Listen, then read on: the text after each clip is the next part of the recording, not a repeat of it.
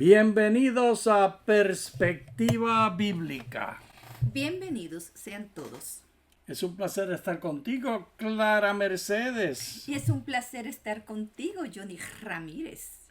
Sabes, Clara, que aquí estamos ya en nuestra segunda grabación, que es una continuación de la primera. Cuéntanos, ¿cuál es el tema? Temas con perspectiva bíblica número 1, pero aquí vamos al número 2, la segunda parte, y a la página 17. Y el título de este tema es Ruá y la misión de Dios, con y en nosotros y en este mundo. Nos diriges en oración, Clara Mercedes, para alabar el nombre de nuestro Dios. Oremos.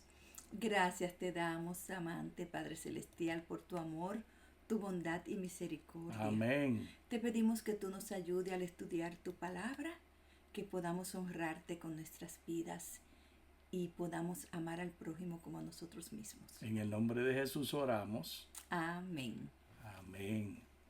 Pues Clara Mercedes, el propósito del estudio de estos temas es guiar a la iglesia al camino que hemos de seguir con respecto a la presencia del Espíritu Santo. El Espíritu Santo es ignorado por variadas iglesias y variadas tradiciones institucionales. Para esto, concentrémonos ahora leyendo acerca de la sabiduría que Dios promete abundantemente. Vamos a leer a Proverbios 1 del 20 al 23. La sabiduría llama en las calles, da su voz en las plazas, proclama sobre las murallas, en las entradas de las puertas de la ciudad pronuncia sus dichos. ¿Hasta cuándo, oh ingenuos, amarán la ingenuidad?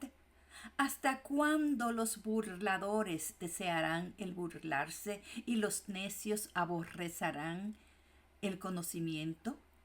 Vuélvanse ante mi reprensión.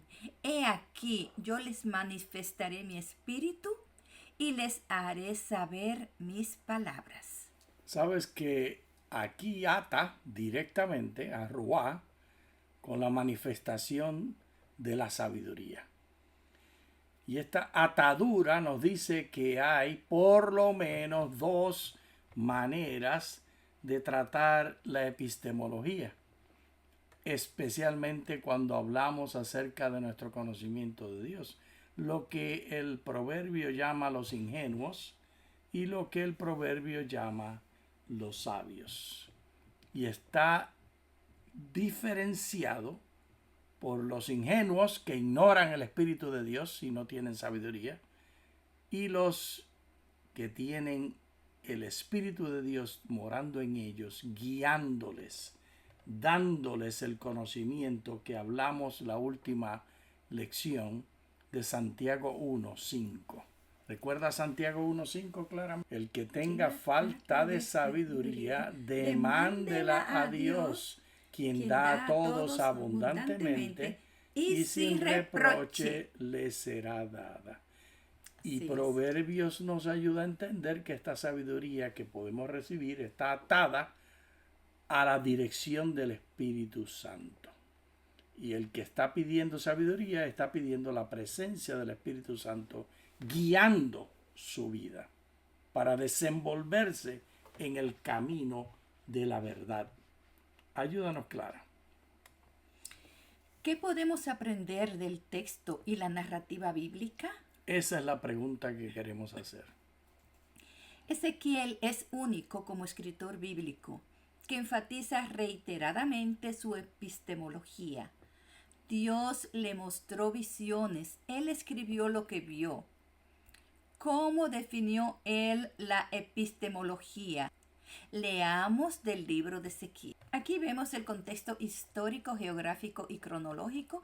Ezequiel 1 del 1 al 3. Sucedió que el quinto día del mes cuarto del año 30, estando yo en medio de los cautivos, junto al río Quebar, que fueron abiertos los cielos y vi visiones de Dios. Aquí él está diciéndonos lo que está sucediendo. Ve una visión de Dios. Eso está claro. El Espíritu de Dios le tomó y él vio una visión. Verso 2. En el 5.º día del mes, en el 5.º año de la cautividad del rey Joaquín. Y aquí nos deja saber el día exacto, como lo había dicho anteriormente, de una manera diferente, llegándonos al día puntilineal. Vino la palabra del Señor al sacerdote Ezequiel, hijo de Buzi, en la tierra de los caldeos, junto al río Quebar. Allí vino sobre mí la mano del Señor. Lo primero que hace en su epistemología es decirnos, el aquí y el ahora nos localiza. Esto no es una imaginación, esto ocurre en un lugar. ¿Cuándo? En el 593 a.C., ya que Joaquín fue exiliado en el 597 a.C. ¿Dónde? Irak contemporánea. Qué tierra maravillosa, Johnny, esa tierra de Irak. ¿Quién? Hijo de Buzi, sacerdote. ¿Qué vio? Vi visiones de Dios y vino sobre mí la mano del Señor. ¿Cómo describió para describir su verdad según la vio? Ezequiel 1 del 22 al 28. Sobre las cabezas de los seres vivientes había una bóveda semejante a un cristal impresionante, extendido por encima de sus cabezas. Debajo de la bóveda sus alas se extendían rectas, la una hacia la otra, y cada vez que tenía 2 alas con que cubrían sus cuerpos. Cada ser tenía 2 alas. Cuando se desplazaban, escuché el ruido de sus alas, como el ruido de muchas aguas, como la voz del Todopoderoso, de una muchedumbre, como el bullicio de un ejército, y cuando se detenían, bajaban sus alas. Entonces hubo un estruendo por encima de la bóveda que estaba sobre la cabeza de ellos. Y cuando se detenían, bajaban sus alas. Por encima de la bóveda que estaba sobre sus cabezas había la forma de un trono que parecía de piedra de zafiro. Y sobre dicha forma de trono estaba alguien semejante a un hombre. Entonces vi algo semejante a metal, que resplandecía con la apariencia del fuego, que lo perfilaba alrededor, desde su cintura hacia arriba y desde su cintura hacia abajo. Vi algo que parecía fuego y que tenía un resplandor alrededor de él, como el aspecto del arco iris que está en las nubes en un día de lluvia. Así era el aspecto del resplandor alrededor. Este era el aspecto de la gloria del Señor. Y cuando la vi, caí postrado sobre mi rostro y oí la voz de uno que hablaba. Claro, aquí presenta entonces el hermano Ezequiel de una manera específica su epistemología. Es decir, cómo él decide describir la realidad que él ve. Aquí en esta tablita nos va a ayudar. Los calificativos usados por Ezequiel distancia su descripción de la realidad que él observó y vivió en visión. Así establecen por lo menos 3 niveles epistémicos como sigue: realidad, los seres vivientes; descripción cualificada, una bóveda semejante a un cristal impresionante; la lectura de los tiempos de Ezequiel y nuestra lectura hoy, semejante. En forma de pregunta, porque no va a ser siempre la misma descripción. Para Ezequiel en su tiempo, siglos atrás, era semejante a un cristal impresionante. Para nosotros podría ser una explosión atómica. Yo no estoy ecualizándolo con una explosión atómica. El punto es que lo tenemos en signo de interrogación como pregunta, porque nos está mostrando que está atado al contexto de Ezequiel. Lo que es semejante para él no es semejante para nosotros, porque tenemos contextos culturales, históricos y sociales muy diferentes, lenguajes diferentes y maneras de pensar diferentes. El ruido de sus alas, como la voz del Todopoderoso, como el bullicio de una muchedumbre, como, y entonces aquí tenemos en interrogación como, otra vez semejante a. Vamos a ver ahora. Todo como el bullicio de una muchedumbre, como el bullicio de un ejército. Exactamente. Un trono, piedra de zafiro, un hombre. La forma de un trono que parecía de piedra de zafiro, y sobre su dicha forma de trono estaba alguien semejante a un hombre. Nota cuántas calificaciones. Exactamente. Forma que parecía semejante. La gloria de Dios. Algo que parecía fuego y que tenía un resplandor alrededor de él, como el aspecto del arco iris que está en las nubes en un día de lluvia. Así era el aspecto del resplandor alrededor. Este era el aspecto de la gloria del Señor. Parecía como aspecto. Entonces, Clara, mira la pregunta. ¿Qué vio Ezequiel y cómo lo describe? Ezequiel no afirma que su descripción sea la verdad de la realidad de Dios. En realidad, la realidad del trono. Así tampoco podemos decir que sabemos cuál es el género o sexo de Dios, Padre, Hijo y Espíritu Santo. Solo podemos declarar lo que es semejante basado en las palabras del hebreo bíblico. El hebreo bíblico tiene sustantivos y adjetivos, y cada sustantivo y adjetivos son masculinos o femeninos en su presentación gramatical.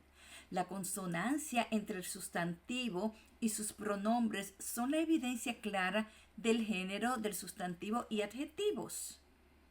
Así también podemos acercarnos a la palabra de la persona del Espíritu Santo, según lo describen en la Biblia, con las palabras del hebreo. No podemos hablar de la realidad eterna de Dios que nadie ha visto. Así, Clara, que nosotros, en perspectiva bíblica, y también todos los comentadores de la Sagrada Escritura, si son honestos, nunca pueden hablar de la realidad. Solo pueden hablar de la descripción de la realidad que el profeta vio y que el profeta dio. Y la mayoría de los profetas, Clara, no tienen la cortesía epistémica de Ezequiel, de decirnos que ellos nos están dando la aproximación y decirnos palabras específicas de cómo es esa aproximación, sino que describen lo que ven como es. Y en la mente de ellos ese cómo es el es la realidad. ¿Te das cuenta de los niveles de apreciación de los cuales estamos hablando, Clara Mercedes? Me doy cuenta. Ahora, eso no es tan extraño, porque el mismo evento tú y yo lo describimos de maneras muy diferentes. Por ejemplo, cuando nos estábamos preparando, como tú tienes tu piernita rota, y yo tengo el privilegio de estarte cuidando, haciéndote la comida, limpiando y haciendo todo lo demás en ti, por ti y para ti. Gracias. Nosotros tenemos perspectivas diferentes. Yo te digo, ¿ya estás lista? ¿Y qué tú me dijiste? Estoy contestando un correo, un mensaje que me envió mi nuera, mi hija. Y esas dos perspectivas se refieren a la percepción de cada uno de nosotros. Yo me estoy enfocando en qué. Ya está listo para empezar a grabar. En el evento. En el evento. El evento de grabación. Que en mi mente es el centro.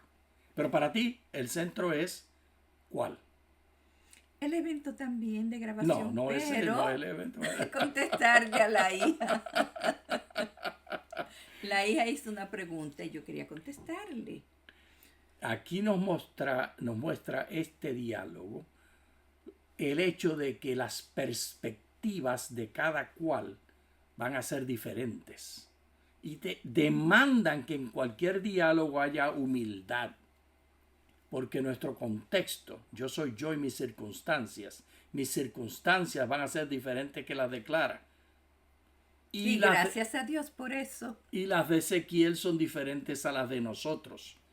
La diferencia está entre Ezequiel y el comentador del día de hoy, si está dispuesto como Ezequiel a decir aparentemente, lo que sugiere una distancia entre la realidad y la descripción de ella. Y en este caso estamos hablando específicamente de la persona del Espíritu Santo. ¿Por qué razón estamos hablando de esa persona del Espíritu Santo, Clara Mercedes?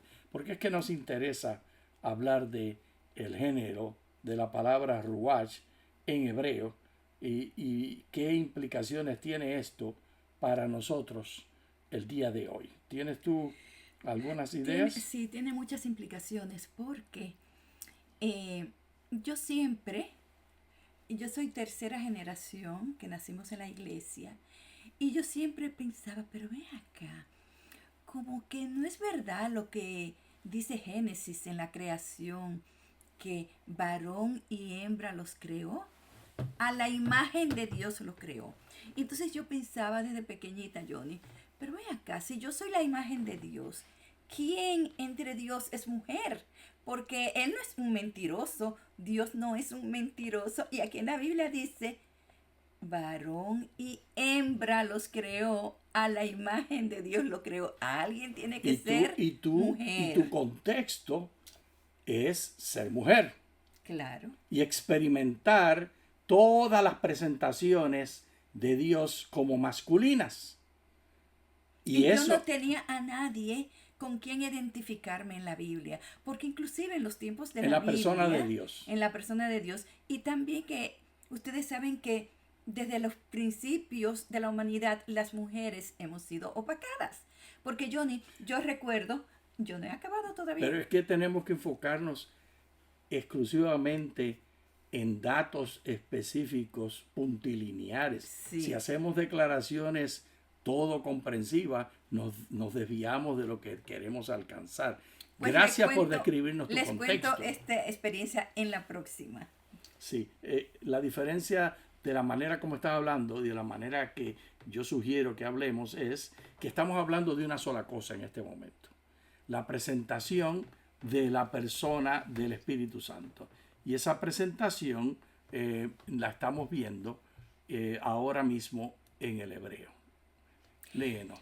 La Biblia, con las palabras del hebreo, no podemos hablar de la realidad eterna del Dios que nadie ha visto.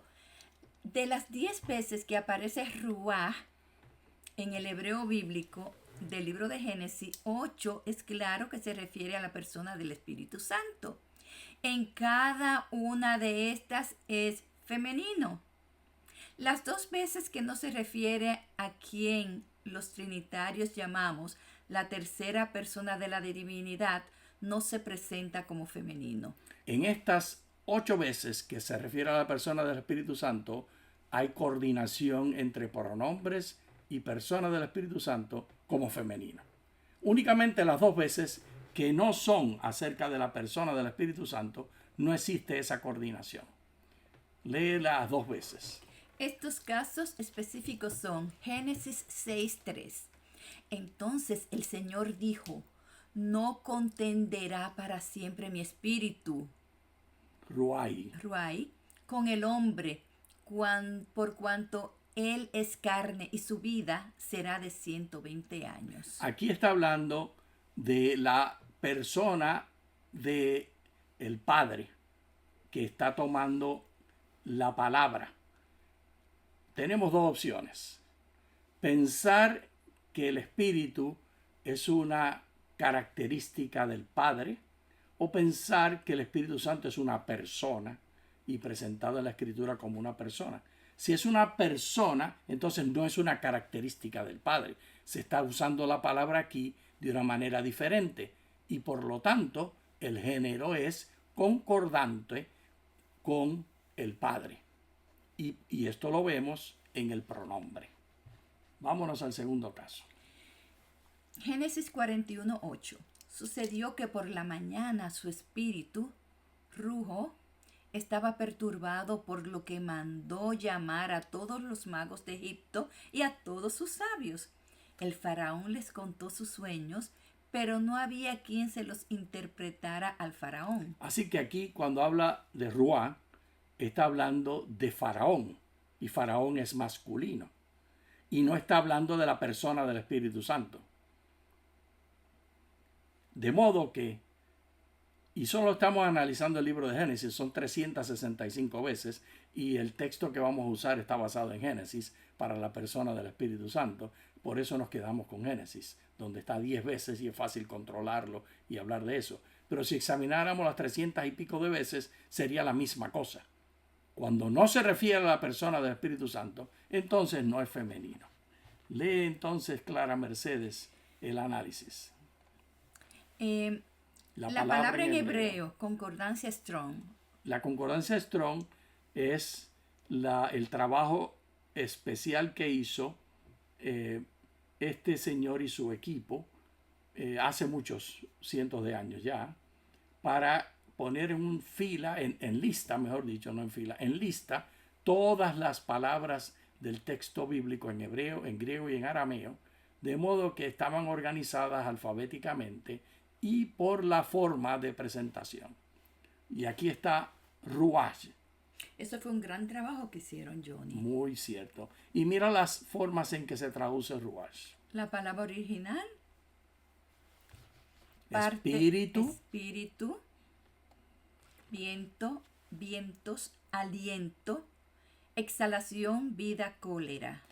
Y además de cólera, otras formas de sentimiento humano también se presentan por esta palabra. En cada una de estas incepciones, cuando no es la persona del Espíritu Santo, puede estar en masculino si el pronombre está en masculino. Pero siempre que es la persona del Espíritu Santo, se presenta como femenino.